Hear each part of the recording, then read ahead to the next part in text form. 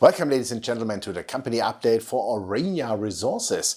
Aurania Resources works their Lost Cities project in Ecuador, where a new mining industry is really in a comeback. In July 2019 opened the Mirador copper open pit mine, and in November 2019 the Fruta del Norte underground mine from Lundin Gold. Aurania CEO Dr. Keith Barron was a co-founder of Aurelian, which discovered Fruta del Norte.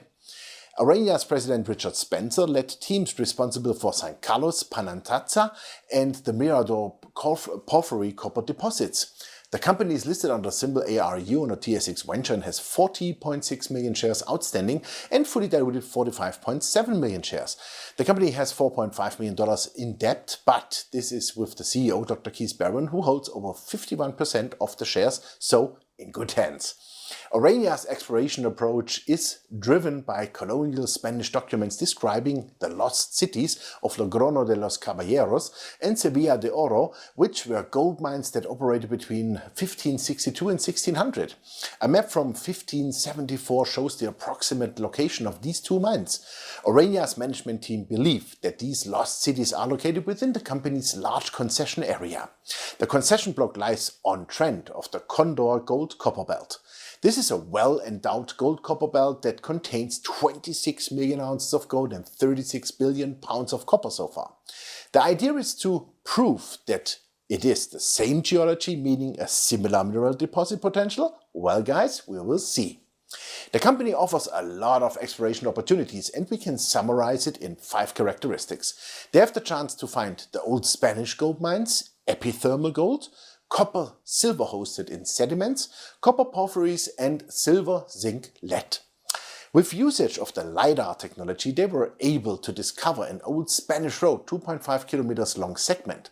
In the gold silver epithermals identified Aurania 20 targets from stream sediment samplings. Of the 20 targets, 11 have been ranked for scout drilling, and more detailed exploration is being done on the others. They completed the scout drilling at the Crunchy Hill target, and scout drilling will be soon again underway, hopefully then at the third gold target area called Yorwi with 6 targets. So far, 9 drill holes are done with over 3,200 meters drilled. The presence of an epithermal system is confirmed, and the gold zone likely lies at greater depths, which you see in the red circled target areas. At Tiriria, Shimpia, they found epithermal pathfinders around 15 kilometers of the silver zinc lead core. Short-term value drivers might be the sedimentary hosted copper and porphyries. The reconnaissance sampling showed sediment-hosted copper over 23 kilometers with 18 samples with more than 1% copper outcropping and showing average grades of 4.4% copper and 51 grams silver per ton. In the boulders in streams, they took 53 samples showing 3.9% copper and 48 grams silver per ton.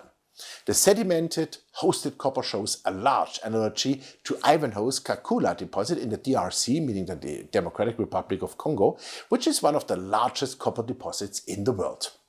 The winning question is if the Kutuku copper model shows that the porphyry adds copper to the sedimentary hosted system.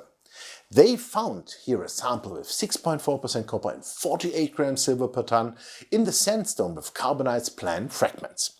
The trend is 23 kilometers long. Silver, lead and zinc is outcropping with high-grade silver with zinc-lead barium.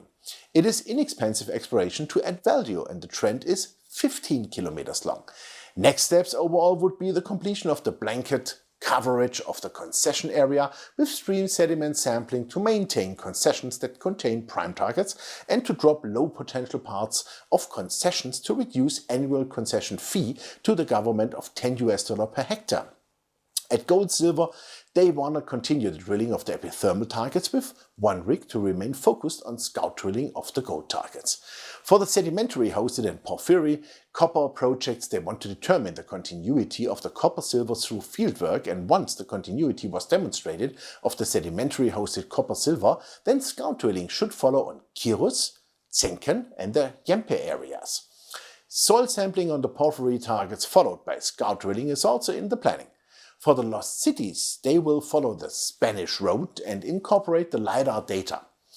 Underway will be then also a Bayesian analysis of all data to identify the Spanish colonial area gold mines from all exploration and historic data. Finally possible are joint ventures for the development over parts of the 208,000 hectares property. Lots of work for Aurania, and we think there will be tremendous news flow. The company is well financed and has strong shareholders. At those low price levels, you should check out the company. Thanks for watching us, and bye bye from Switzerland.